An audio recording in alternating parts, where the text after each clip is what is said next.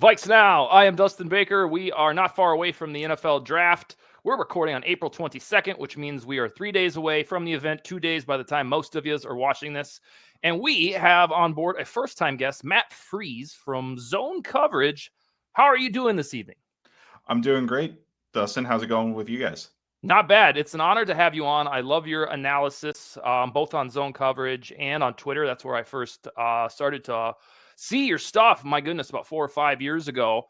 You write at Zone Coverage. Do you have anything else going on in case I forget at the end of the episode? Yeah, so Nick Olson and I and one of our other friends, Greg, who doesn't really have much of a Twitter presence, have a podcast called Kindred Skols.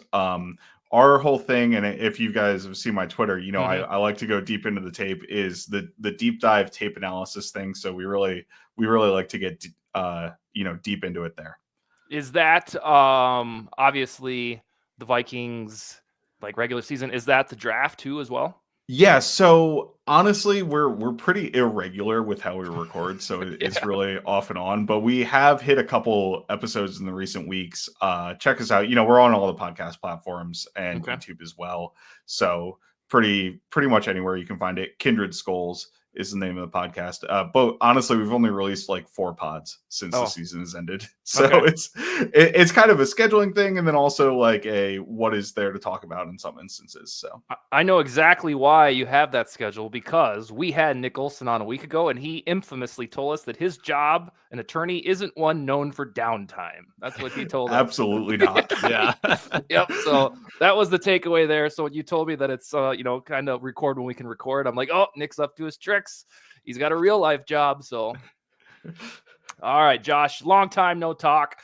What do we have? About 8-9 hours apart. We're going full bonanza here in draft week. How are you, Josh? I'm doing great, man. Got some playoff basketball going in the background. Playoff hockey's going on.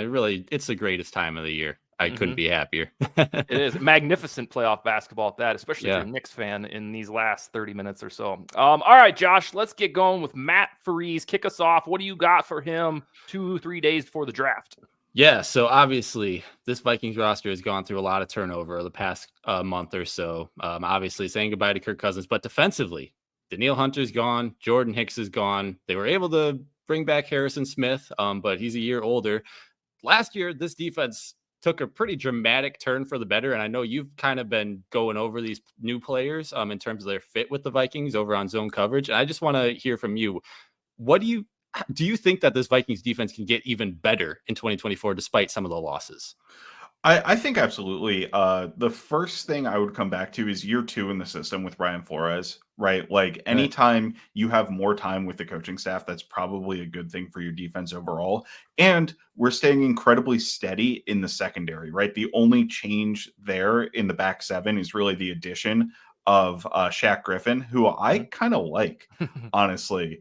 Like I am hesitant to call him like a little bit of a steal for Vikings free agency, but I think he's a better player right now, or at least what I saw last year from Houston, than what a Caleb Evans or Mekhi Blackman were at the end of the season, right? So adding more competition to that cornerback room is really critical for the Vikings just in general, because the young guys struggled, especially as you got towards the end of the season, and especially once Byron Murphy was out with his injury, right? So that'll be critical. I would look for the Vikings to try to play more man coverage, which is something that really killed them when the defense took a turn for the worse at the end of the season. I totally agree the defense was a lot better than I expected last year if you look at it in aggregate, right? But at the very end of the season, we couldn't stop anybody, right? The Packers, Lions, and Bengals in the last quarter of that Bengals game, right? So definitely a concern there, but moving forward, I think they're a little bit improved in the secondary, and I do think they're improved in the front 7. So obviously Danielle Hunter's a loss, and I don't think Grenard replaces that 1-1. But Van Ginkel, I think, is an improvement over DJ Wanham, so you get that benefit there. Also along the defensive line, they didn't really lose pieces on the interior, right?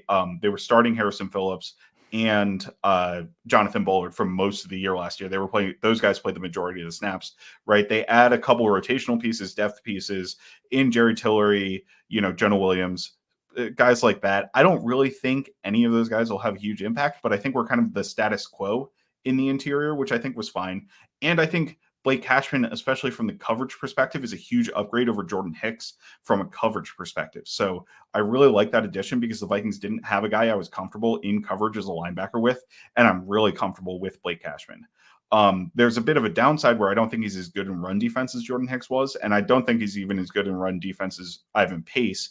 And you have some concerns with Ivan Pace's run defense, but overall, like I think the defense has improved since last year, and it's also gotten younger generally, right? Obviously, Hunter and Hicks are much older than Grenard and Cashman are.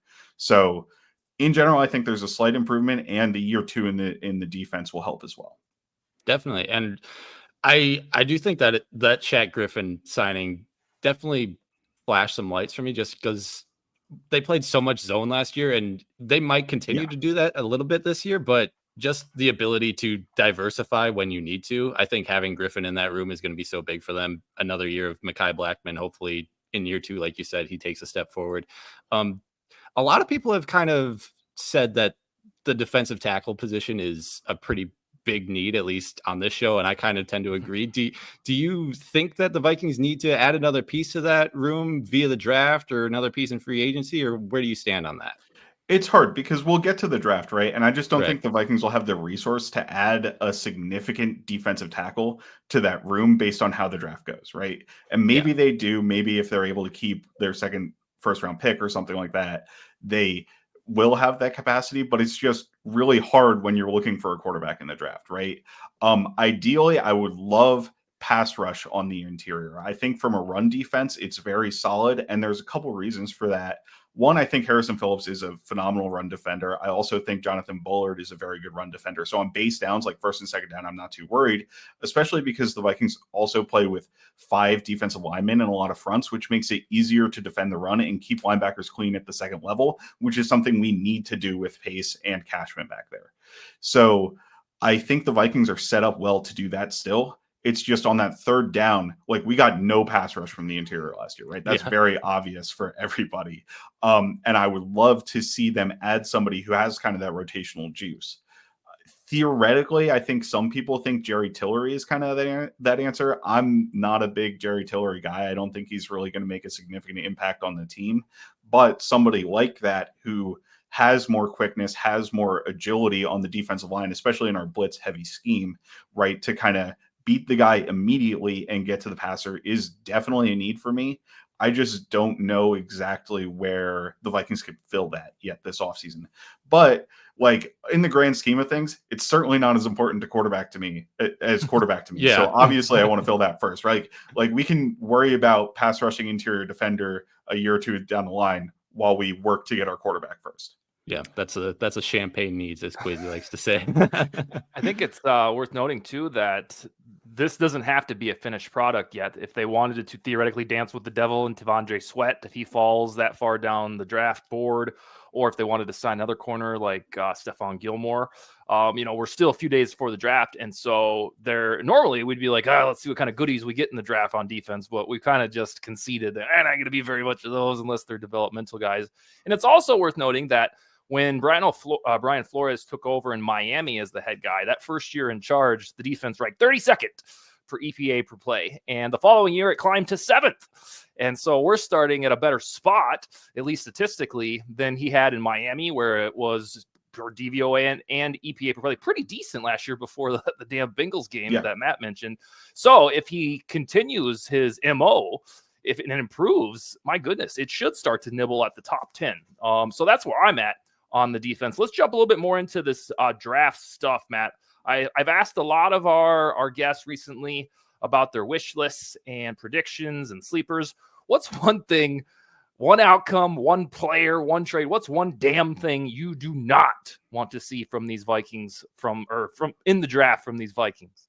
Yeah, so I think I have a little bit of a hot take here, but I do not want the Vikings to stay at 11. I personally need the Vikings to move up into the top 10 in some capacity for a quarterback. And the reason for me is I want to see the Vikings commit to an individual player, right? I think a lot of the reason quarterbacks fail when they come to teams, and there are tons of environmental reasons, there are tons of individual reasons for quarterbacks failing, right? In the NFL, every case is kind of unique. But one way I think they're almost guaranteed to fail is if they don't have the full organizational support behind them to make them improve as much as they can, right? Like we look at Washington back in 2019 with Dwayne Haskins, who, it was very clearly a fractured front office where the coaching staff, and actually Kevin O'Connell was on that staff coincidentally, but like the coaching staff absolutely did not want him, and Daniel Snyder kind of overrode that and made the pick, right? We look at what's rumored to have happened in San Francisco with Trey Lance, where Kyle Shanahan may have preferred Mac Jones, right? There's still rumblings of that to this day. And of course, we know Brock Purdy is an outlier, right? But like he came in and made Trey Lance irrelevant to that coaching staff, right? So that's how an early round quarterback fails. And the trade up should indicate organizational buy-in. I say should, right? Because I just gave the 49ers example where they traded up for Lance, right? But like, I think that shows you more than sticking and picking whoever's left at 11. And I did a little bit of digging into this. If you look at the history of quarterbacks who were taken in the 10, past 8, which is Ryan Tannehill, any team that has stayed and picked a quarterback, it hasn't worked out. That's where you get the Jake Lockers of the world, the Christian Ponders of the world, the Brandon Whedons of the world, the EJ Manuels of the world. Like it just doesn't work in those circumstances. The players that have worked have been teams that have moved up. Obviously, everybody knows Patrick Mahomes was taken at 10, right? Deshaun Watson was taken a couple picks later at 12. Those were successes, but the teams actively showed that they wanted that player, right? Josh Allen, the Bills moved up twice to go get him at 7. Right. Even Carson Wentz, who was a modest success, right? The Eagles moved from 13 to 8, and then they moved up to 2, right? It's like there's teams actively wanting to go after these guys and fully believing these guys and putting the force behind it. That's what I want from the Vikings in this draft. So you want them to be intentional with their actions. Yeah. So you, with this, which I love, by the way, this don't do that type of thing. You obviously don't think that JJ McCarthy would tumble all the way to 12. Or excuse me, to 11. I would say it seems unlikely to me. I think it's probably more likely than any of the reported mock drafts or draft media has it out there right now, right? Like everybody seems full bore, 4 quarterbacks in the top 4. Honestly, I think it's a little bit more likely that he falls than that is reported, right? Because I think we always overrate quarterbacks in the run up to the draft.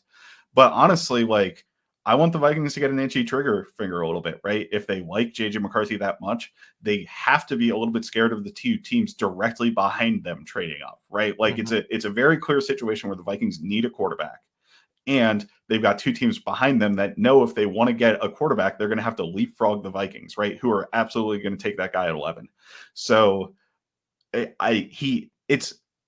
a world where he falls to 11, but I don't think it's really gonna happen. Yeah, I'm right there with you. The only reason I brought it up is because last week, Matt Miller on ESPN, he had a mock draft based on scouts. And lo and behold, McCarthy fell out of the top 10. And then today, 33rd team, they had one based on, what was that? Based on just, they have tons of dudes who used to work in the NFL. And that one, I saw that one. I was like, oh God, McCarthy all the way to 11, huh? So are they including trades in those or not? Yeah, That was the weird part, because I think if we see a McCarthy slide, it would be delicious. But then you want to do what you're endorsing, is trading up with Tennessee, as Josh has suggested, or the Falcons, because that trade won't cost that much, especially since we've been hearing all of this bodacious stuff for 2 months about how it's going to cost 3 first-rounders just to get the conversation started. With anything else is going to feel really cheap if they can get exactly. So that's where I'm at. All right, so don't stick and pick unless something absolutely just somehow falls into your lap. Is that what you got for what to avoid? Absolutely. And honestly, if somebody does fall into your lap, that's a little bit of a red flag. We're going to be paranoid now. All right. What else we got, Josh, for Matt Freeze? Yeah, so obviously you want the Vikings to trade up for a quarterback. And my next question revolves around the quarterback that you're most worried about, I guess, translating to the NFL level. So let's leave Michael Penix and Bo Nix out of it for a second, considering they're probably not going to be somebody that the Vikings trade up for. But who out of those top 4 would you say would be the one that you're most scared of the Vikings selecting in the draft? Most scared is an interesting question because I've kind of made my peace with all of those 4 guys. My approach this season has been like, I can't know who the Vikings like and are going to want to draft, right? So Right. I don't really want to get too invested in an individual guy. And I love watching guys, but I decided I'm not going to do it for quarterbacks until after the draft, and I'm going to watch the guy we want because I don't want to be like, oh, but we could have had, even Nix or Penix if I would end up liking them more, right? So I think the guy with the biggest downside who has the highest potential to flame out is Drake May, just because of the accuracy issues that he has. And it's like a consistency thing with his footwork and that sort of thing. That's something that is relatively easy to fix and fixable in quarterbacks, but it's not something guys get all the time. Right. Honestly, my answer is probably whoever goes to the New England Patriots. If they draft a quarterback, I think they're most likely to flame out just because of the lack of support system there. But of the guys, just based on their profiles, I think it's, May has like the lowest downside to me and the lowest floor. Like that's what I would be most concerned with him turning into to reference another Vikings quarterback, Sam Darnold-like prospect, right? Where it's just like, man, this did not work out at all. And you spend a top 3 pick on him. McCarthy, I think, has the baseline. I think Caleb is good. And if he doesn't work out, it's going to be a Bears organizational failure thing, right? I think Jaden Daniels has the minimum baseline to be like an acceptable quarterback, even if he can't take his game beyond some of the limitations that he has. And I think JJ has like enough game manager to him, even though he's not really a game manager. Like it's really kind of outside what he is. I think he has enough game manager to him where he can make it work, where Drake May could be out there playing hero ball and it looks terrible all the time, right? Yeah. In his worst case outcome. I don't think that's necessarily the most likely outcome, but it's his worst case. I kind of sit there right there with you. Dustin's not going to like to hear that, but that's kind of where I've landed on it too. And it's partly why I've started thinking that JJ McCarthy might be their guy, because one, he's not going to cost moving up to 3, most likely at least, to go get him. And then at the very least, he's kind of more the boring guy. That's kind of how I've described him on this show. Is like, he does all the right things. He doesn't have he doesn't have like a ton of the crazy athletic ability like you see with Drake May, Jaden Daniels, Caleb Williams sometimes, but at the very least, he makes all the right throws. He doesn't like flame out under pressure, do all the wacky stuff that some of these other guys can do. So I kind of land in the same boat with you there. So I say that, and I still, if you gave me the option of Drake May or JJ McCarthy, I'd take Drake May. Oh, I just love the upside on that, right? So it's like I think there's a little bit more potential for downside, but honestly, I don't see it as nearly as big of a deal as like saying it's the worst makes it out to be. Yeah, I'm right there with you too. Like I think a lot of the things that in his game are definitely, you can coach him out of him a little bit, at the very least, and just make him at least a serviceable NFL quarterback. And that's really all the Vikings need at this point, is a guy who could be serviceable enough to get the ball to Justin Jefferson, Jordan Addison. And if that defense is going to be as good as we've kind of talked about, then that's all they really need. So I'm down with that too. Josh, you're good on the Drake May warning to me, because I, like a sadist, I spent Saturday night, I went back and I looked at the weaknesses and the naughty stuff about Josh Allen and Justin Herbert. I spent about 2.5 hours doing it. It was the same shit that people are saying about Drake May. So I'm fine. Like even after Thor Nystrom's very inspired rant on Drake May, which it was convincing, and everything that is anti-May, or at least this is what he needs to clean up, I get it. But then I'm just like, so I went and did my diligence, and almost to a T, a lot of the stuff that was, about Josh Allen, a lot of those reservations, and especially Justin Herbert, it's copy paste from then to now with Drake May. So that really helped my therapy on this. And the thing is, it comes down to the individual guy, because I think if you look historically, players that had the same concerns that Josh Allen and Justin Herbert had didn't really work out, right? And who Josh Allen is as a person, right, in terms of how he worked and was able to fix his accuracy issues early on in his career, because it's hard to remember, but like Josh Allen was really bad his first 2 seasons. Yes, he was. Like, he was really bad. I remember watching a game against the Patriots. I was like, this guy sucks. And now he's the second best quarterback in the NFL, right? So I think there's also a lesson there in terms of the commitment that the Bills had to Josh Allen in terms of letting him work through his problems and getting a better product rather than kind of just giving up on it immediately, right? And they kept the same coaching staff and they kept the same, and they improved the supporting cast around it because the supporting cast was also awful. But like, you know, it's a lesson where quarterbacks, if they're not good immediately, you don't necessarily need to throw them into the trash, right? But it's okay. You need to figure it out. You need to find a path and have an actionable plan to make it better, right? Well, I would say, Matt, get that speech clipped, ready, holstered in the chamber, because you're going to need it for whoever the Vikings draft. When it's the moment this guy isn't as good as Stroud or Mahomes or Herbert in year number 1, oh my God, we're going to get the pitchforks. And so it's going to take dudes like me and you and Josh to say, patience, people, because there's just some that have set the bar so high, and people, I mean, they love this.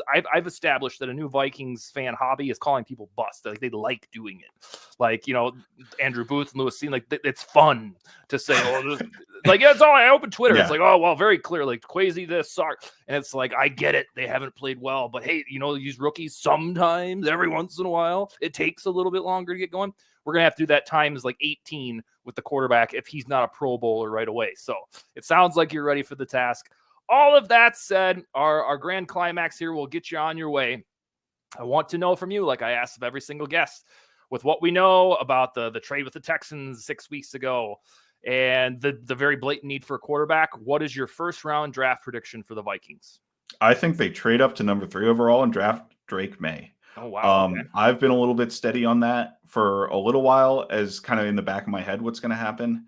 I think it's the general public starting to come around to that a little bit now. I mean, there was the reporting today, I think Schefter was on Pat McAfee or something, and he was talking about, yeah, the Patriots, they're going to need a good deal, but they're open for business, right? And the Vikings are the ones who are most on the phones trying to move up.